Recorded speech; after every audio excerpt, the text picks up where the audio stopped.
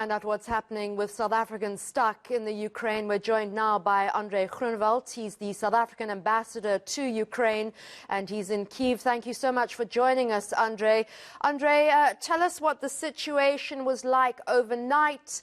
Are you safe, and are your staff safe?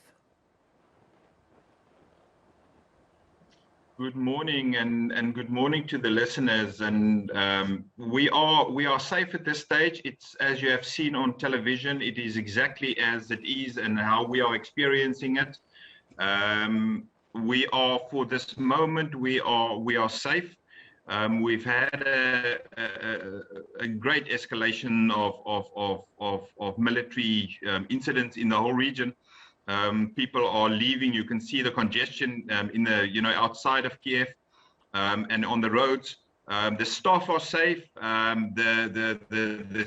We are 2 South Africans here, and I just spoke to my colleague, and the family is safe, and we are confident. We actually went into the office yesterday to do some of the consular work and make sure that everything, even the salaries, was paid of the locals, because now, under these circumstances, to keep things as normal as possible is part of the confidence building. But it is a serious situation. Last night, like I said, we heard the massive explosions. We are still in the residence, in the house.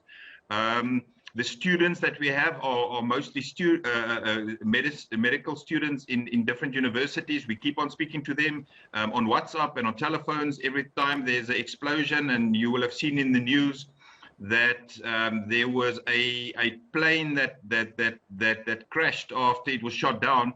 And it crashed in the area where there were a couple of South African students. And of course, they immediately called, and the parents called and so on. But just to say that we are here, we are trying our best to help.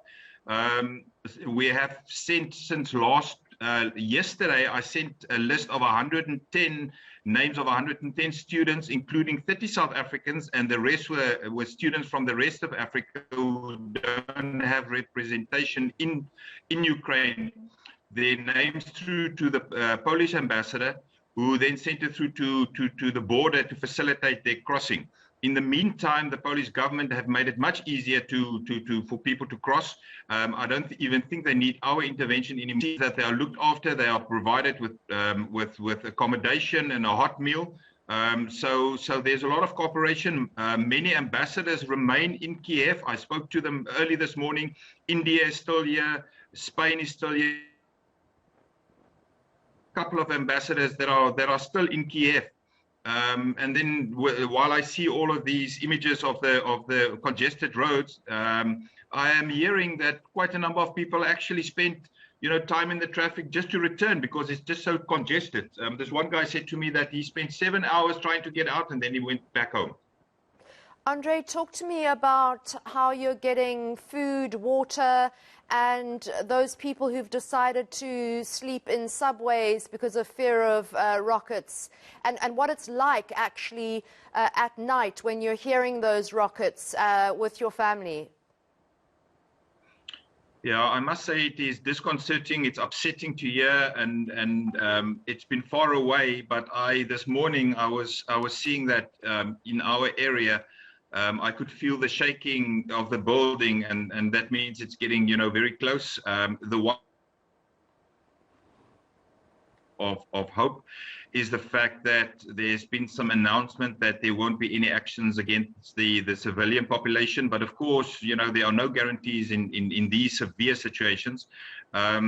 So we are sleeping in the basement, as are the others.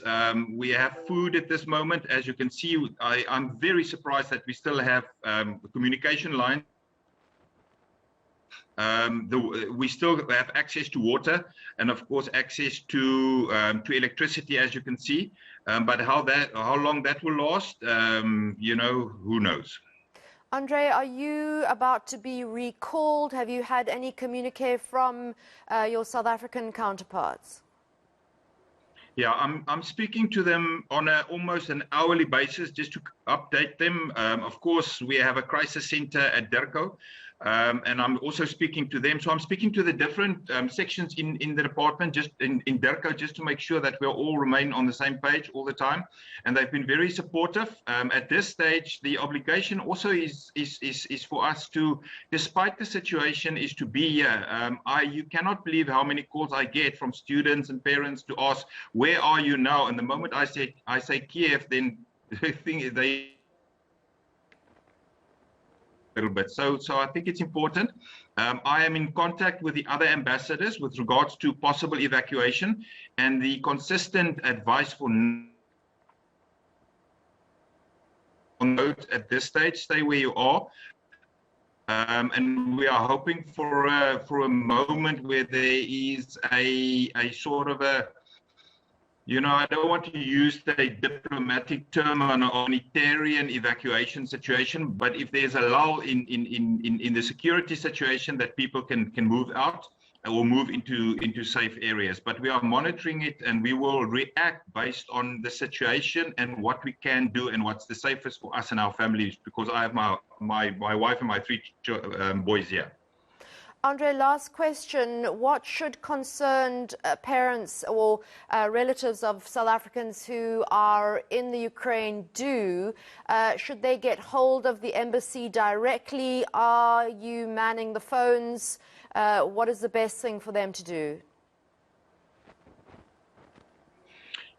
We have a crisis center. I am speaking. I gave my number in the past. I've given it out. So I am speaking to the parents and the students. We have a WhatsApp group, so they must just, you know, contact us. I don't have all the time to speak to every single parent, but I try. I call them back, and to say that we are trying, you know, and everything in our power to assist. But what we are also doing is that we are providing them with information, especially, as I mentioned, what the Polish government is doing and some of the other governments are doing. I spoke to the Indian ambassador as well to make sure that our students are linked with their Indian colleagues, and if there's evacuation, that we can piggyback on that. So for me now, it's about talking to everybody, most importantly, to keep everybody calm, and just to be there for in some cases, people that have never been outside of our country, that have gone abroad the first time, that are first-year students. And so it's a calming down effect, and we are ready to speak to anybody. But I think starting with a crisis unit at DERCO is a solid start. I'm also speaking to them every hour. Andre, you seem very calm and supportive, and that's extremely encouraging for us here in South Africa, and we thank you for that. Stay safe, and we are sending our regards and hopes that your children, your wife, and you, and all the other South Africans are safe. Thank you so much for talking to us.